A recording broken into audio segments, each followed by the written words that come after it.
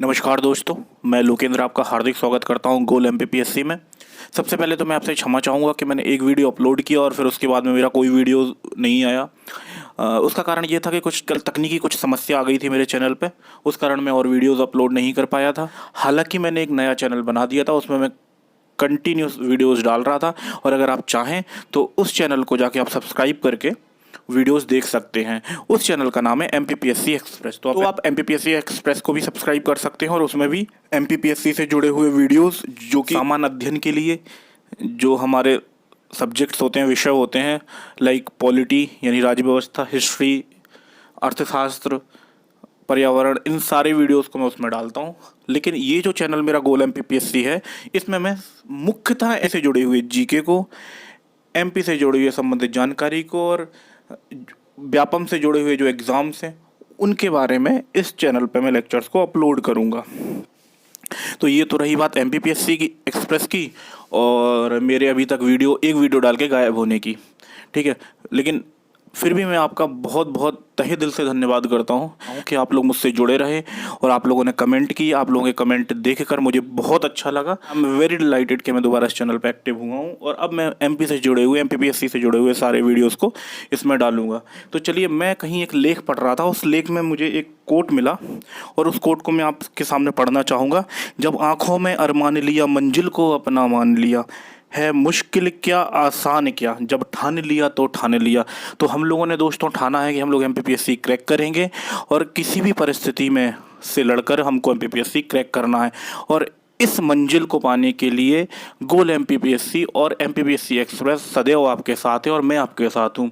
तो आप मेरे से जुड़े रहिए, ये मेरा आपसे वचन है कि मैं आपका सारा सिलेबस जो है, जितना भी पाठ्यक्रम है, A to Z मैं आपको कंप्लीट कराऊंगा।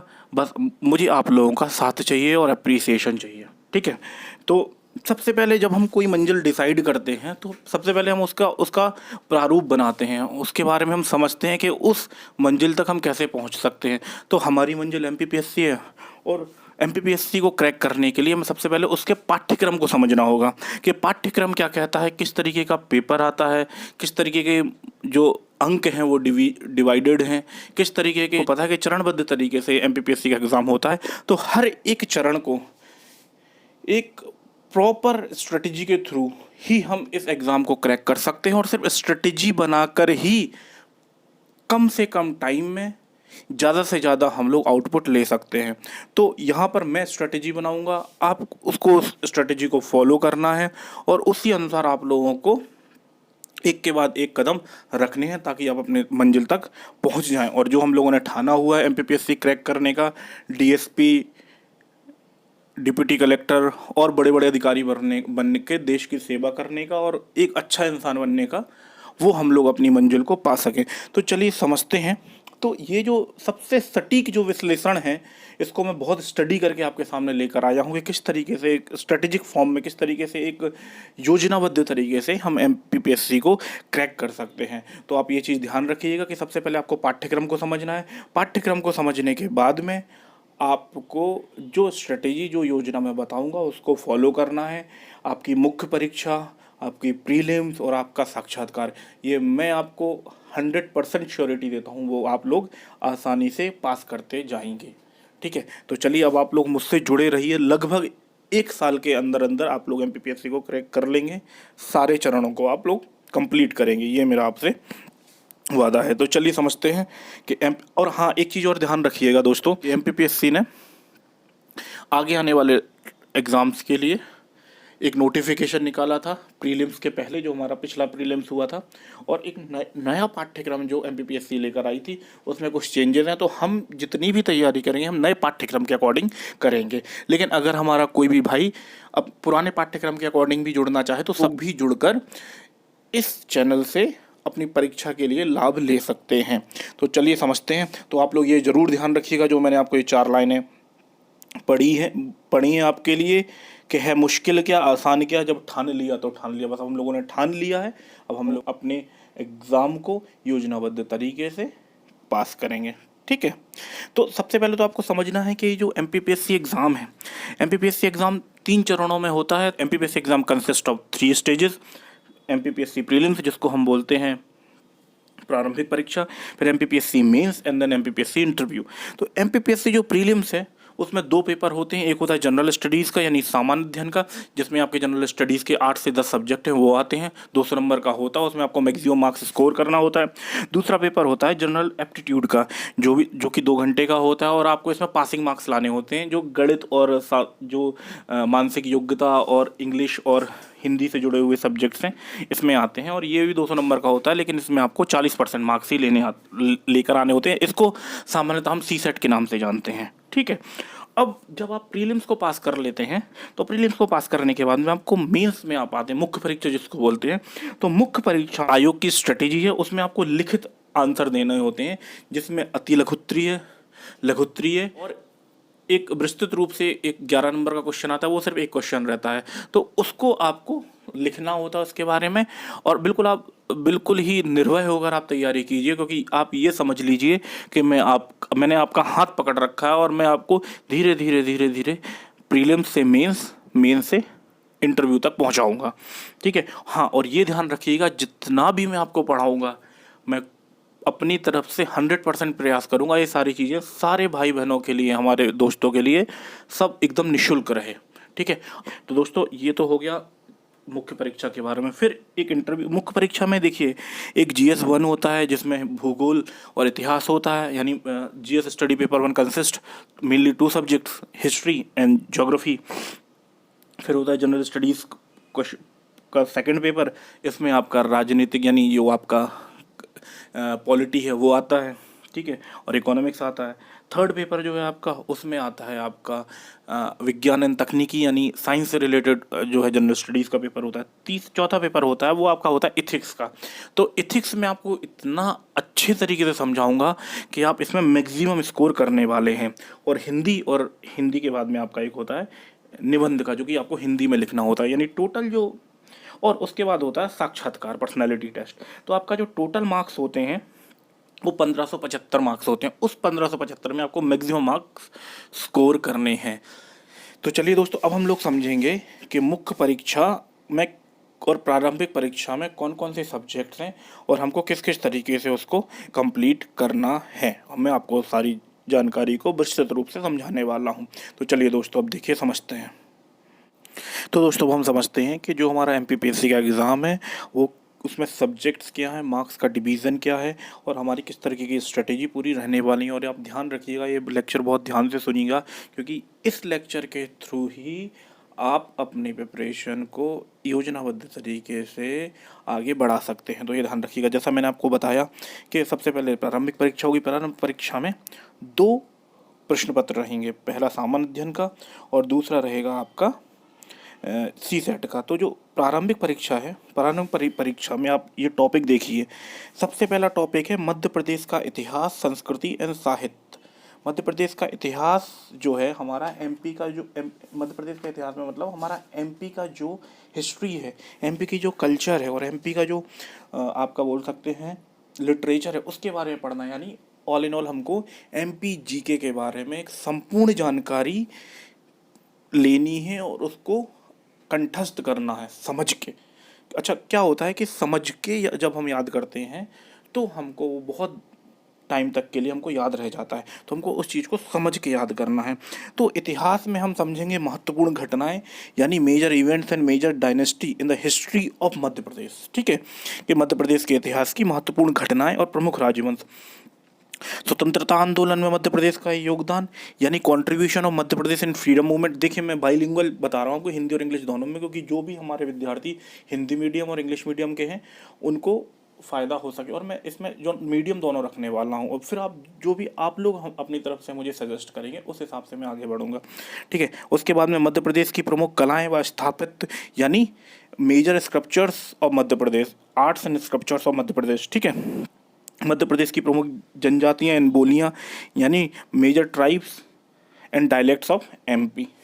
इस तरीके से मध्य प्रदेश के बारे में, मध्य प्रदेश का जो इतिहास है उसके बारे में समझेंगे, उसका प्राचीन इतिहास, मध्यकालीन इतिहास और मॉडर्न इंडिया में जो हुआ है, यानी जो हमारी आधुनिक भारत है, जो स्वतंत्रता आंदोलन है उसमें क्या योगदान रहा है, उसके बारे में मध्य प्रदेश को के बारे में बहुत अच्छे से समझेंगे। यानी अब आप ये सोच लीजिए, आपको जो इतिहास पढ़ना है यानी हिस्ट्री पढ़नी है, एंशियंट, मिडेवल एंड मॉडर्न, तो आपको सबसे पहले तो एक जो हमारी नॉर्मल हिस्ट्री होती है, स्वतंत्रता आंदोलन और ये सारी चीज़ें आपको पढ़नी है। उसके बाद में आपको एमपी की भी पढ़नी है। तो ये लेक्चर्स आपको एमपी एक्सप्रेस जो मेरा दूसरा चैनल है उसमें, और आपको गोल एमपीपीएससी में, दोनों जगह पे आपको ये सारे सब्जेक्ट्स के बारे में आपको लेक्चर्स मिल जाएंगे। मैं आपको बताना चाहूँगा कि आप लोग एक रजिस्टर बनाइए, नोट्स बनाइए, और नोट्स में आप सारी चीज़ों को नोट डाउन करते जाइएगा जब भी आप जिस भी सब्जेक्ट्स का आप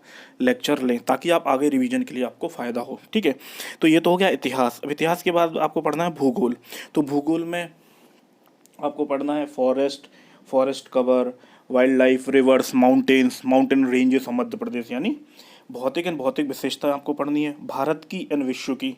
और एमपी की तो आपको पढ़नी है, एमपी के साथ साथ आपको भारत की और विश्व की पढ़नी है। तो मैं भूगोल के लेक्चर्स को, जो हमारा भूगोल का लेक्चर है भारत का और विश्व का, उन लेक्चर्स को मैं एमपीपीएससी एक्सप्रेस पे डालूंगा, और जो मध्य प्रदेश का जो आपका भूगोल है उसको मैं आपके गोल एमपीपीएससी में डालूंगा। तो आप दोनों चैनल की सहायता से आप इस सब्जेक्ट्स को कंप्लीट कर सकते हैं। और जो भी हम लोग ये सब्जेक्ट्स पढ़ेंगे, भूगोल हो गया, इतिहास हो गया, इनको हम मेंस प्रोस्पेक्टस से पढ़ेंगे, ताकि हमारा जो मेंस की तैयारी के साथ साथ ही हम प्रीलिम्स की तैयारी कर सकते हैं। ऐसा नहीं होता है कि आप प्रीलिम्स की तैयारी अलग करें, मेंस की तैयारी अलग करें, साथ साथ तैयारी करेंगे।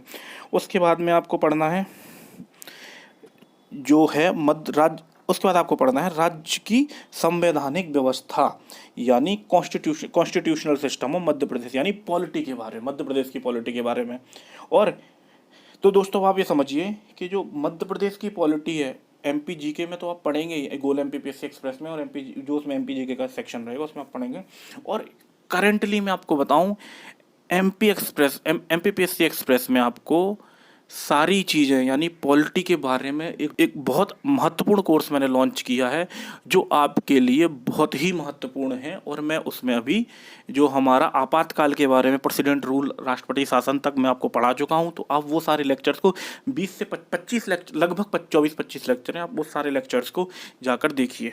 ठीक है, फिर है राज्य की अर्थव्यवस्था, यानी इकोनॉमिक्स ऑफ एमपी। तो इकोनॉमिक्स एमपी के साथ साथ आपको जो इकोनॉमिक्स के कॉन्सेप्ट हैं, यानी अर्थशास्त्र के जो कॉन्सेप्ट हैं, जीडीपी हो गया, जीएनपी हो गया, या फिर बैंकिंग से जुड़े हुए कि आपके एसएलआर क्या है, आपका बैंक रेट क्या है, इन्फ्लेशन क्या है, या फिर आपका पॉलिसी रेट क्या है, इन सारी चीज़ों के बारे में जो अर्थशास्त्र इन जनरल है वो उसके लेक्चर्स में आपको एमपीपीएससी एक्सप्रेस में, और एमपी से जुड़ा हुआ अर्थशास्त्र में आपको गोल एमपीपीएससी में डाल लूँगा। ठीक है, तो आप उसको देख लीजिएगा। अब आप ये ध्यान रखिए कि भारत का संविधान और शासन प्रणाली यानी अर्थव्यवस्था, ये जो छठवां टॉपिक है ना, जो भारत का संविधान और शासन प्रणाली व अर्थव्यवस्था, ये करंटली टॉपिक मैं एमपीपीएससी एक्सप्रेस में पढ़ा रहा हूँ। तो आप वहाँ से जाके कंप्लीट कर लीजिएगा। फिर उसके बाद में विज्ञान एवं पर्यावरण तो मैं आपको इस तरीके से पढ़ाऊंगा कि आपको मौखाग्र हो जाएगा, आप कंठस्थ हो जाएगा।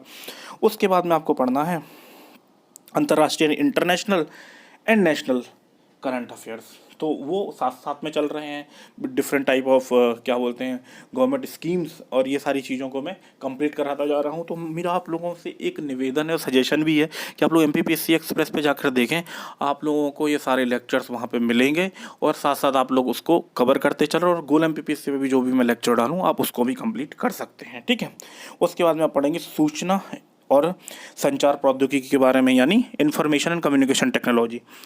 ठीक है, ये आप इसके बारे में पढ़ेंगे। और उसके बाद में आप पढ़ेंगे राष्ट्रीय, प्रादेशिक, संवैधानिक एंड संविधानिक संस्थाएं, यानी statutory and constitutional bodies of national and regional. जैसे आपका हो गया कि election commission of India, Bharat का निर्वाचन आयोग आर्टिकल 326, तो इसी तरीके से राज्य निर्वाचन आयोग, संघ लोक सेवा आयोग, मध्य प्रदेश लोक सेवा आयोग, ये सारी चीज़ों के बारे में आपको पॉलिटी में ही कंप्लीट कराऊंगा। तो दोस्तों ये आने वाला है आपका प्रीलिम्स में। तो देखिए, आप जो पेपर हमारा मुख्य परीक्षा का पेपर 1 और मुख्य परीक्षा का पेपर 2 और मुख्य परीक्षा का पेपर 3 है, और उन तीनों को मिला के ही आपका जो प्रारंभिक परीक्षा का जो फर्स्ट पेपर है वो बनता है। तो सेकंड प्रश्न पत्र जो आपका है वो नॉर्मल होता है आपका।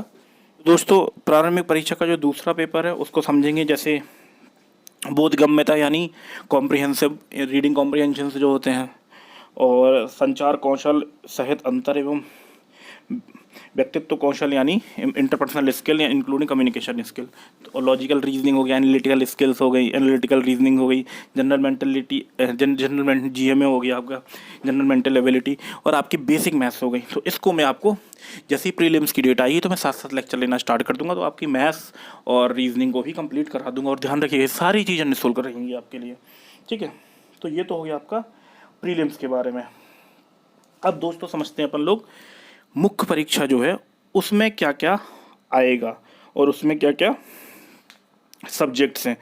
तो आपको इसको समझ, क्योंकि आपके मुख्य परीक्षा के जो पेपर हैं वो बहुत इंपॉर्टेंट है, और मुख्य परीक्षा के पेपर में की तैयारी से ही आपकी प्रीलिम्स की तैयारी कंप्लीट हो जाएगी। तो दोस्तों हम लोग समझते हैं कि जो हमारा मुख्य परीक्षा है, मुख्य परीक्षा का जो जीएस का पेपर 1 है उसमें क्या क्या आने वाला है। तो जीएस के पेपर, जो जीएस का मुख्य परीक्षा का पेपर 1 है उसको 2 पार्ट में डिवाइड किया गया, हिस्ट्री और पॉलिटी, हिस्ट्री एंड ज्योग्राफी में।